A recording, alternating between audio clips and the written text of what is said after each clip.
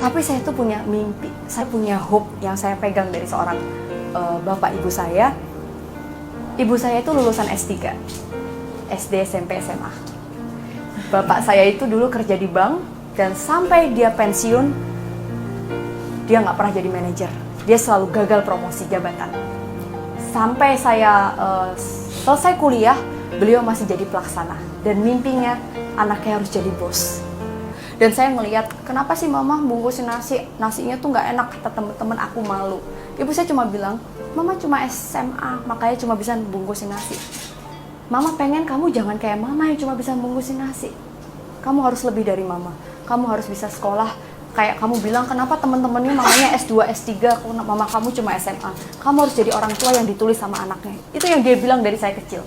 Ada satu kejadian yang mengubah saya, dan ketika saya lihat, setiap orang tuh pasti punya trigger.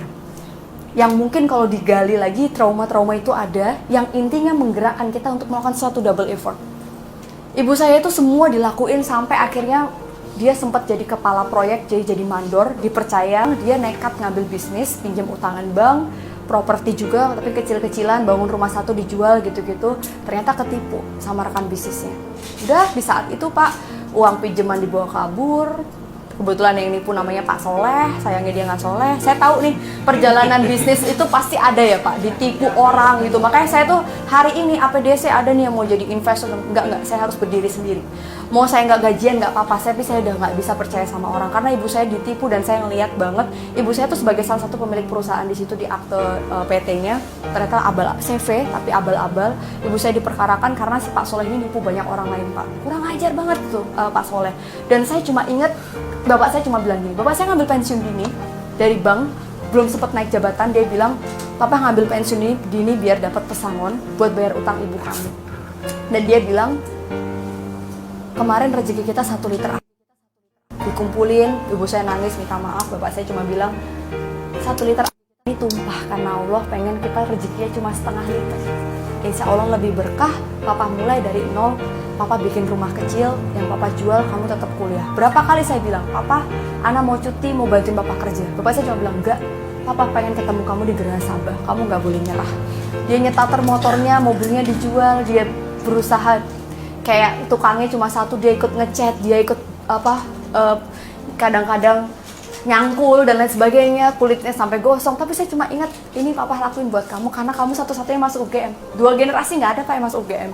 Dia cuma bilang ketemu di Gerah Sabah, that's my purpose. Dan saya tahu ini hope orang tua saya.